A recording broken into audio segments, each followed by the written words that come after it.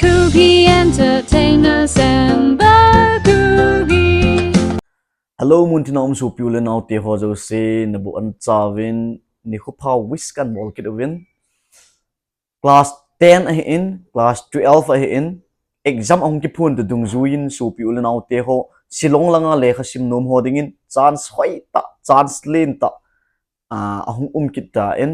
ichichu ipiham itile to a hi metric result ong ki phung ta in a pass ho jo se congratulations kan bol win chiting le 12 result yong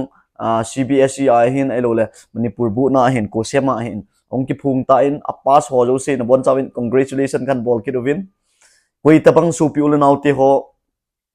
10 pass and lang 12 pass han lang Hinjon le ai lo le high school lang hi han lang secondary lang hi han lang college lang Hinjon le koi tabang Shillonga Lekha sim nom'a ahi wanga nading ge nading to nading ne nading helou hoding in chance hoi ta khan tai ichi ipiham itile eho izat mi inam mi ma o ta chanu khanin Shillong in hostel boys hostel in girls hostel in separate mun nom ta khan hong ta in zat dang nam dang ho sanga aman jong hlom a facility yong hoi ai lo le gi na to na jong numa ne le don jong ki su a chuting le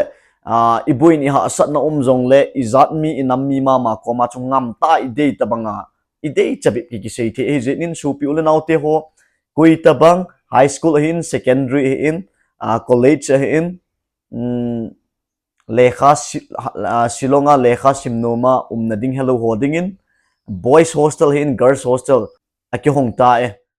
pasala hostel in nom'a hostel in atum hong ki hong ta in nom'a chu zillai girls hostel Shillong ki hongin tingla pasal ho achu this about boys hostel Shillong ki hongin amun allocation chi ho chu hoi ta video ayong su kin bolding in chi hostel mun te ni hi anup dan aphat dan je le school ho in ai lo le college ho in nai lam cha na school kom college koma in chi hostel te ni hi gari a chi lewa le ha sa ta ngai ta lo ke nga yong bai lam ke cha 5 to 10 minutes ki ka yong naga zot le na thun jing the facilities hoi ta hostel hoi ta nu me ya hin pasala in omin so pi ulan out te ho koi tabang hi chi July hostel hin this about boys hostel la nom ai lo wanga contact ding hello ai lo le Shillonga school kai noma nading hello au ma le hi number contact kan pi hi lungsi te na contact ngun lang nume in pasal in dan chu hi hostel la hi na chang se a room khat na kom nomi na ti ang na single room yong omin kaloi khat da no kom nomi na ti ang na 2 seater yong omin 3 seater 4 seater ge ya omin numi ho a he pasal ho awang hi single room double room triple room omin na pasal ho a hi room khat na mi ichanga nom yong ichanga the mi ni kaloi khat kom nomi ti yong the mi thum room khat na kom nom ve ti yong the hi ahin la numi ho a chu single ayong omin mini ayong omin thuma ayong omin lige ya om hen numi ho a chu hitabanga hostel kisu hostel pha hostel man by hostel ki manta imu hi ku ki cha te ding ki thang at pi omma ma in i hostel hin bol do proprietor nu chunga yong ki pa thu se bin su pi ul nau te ho chi hostel hi facilities ai lo EPP umaham ti ho yong chu screen yong kan ta do en ating location yong hoi ta video approve in a video in achai na chan ana ve men lang lunglut na nei hon chi contact ka pi lungsit na contact un ti chu ka hung tau he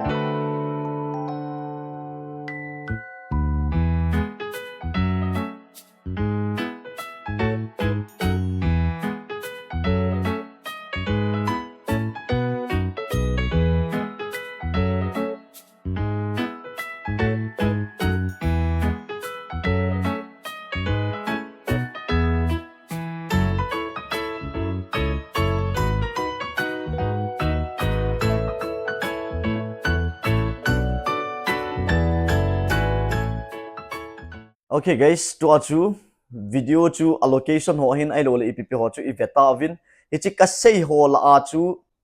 kasei thinglal tampi ding he in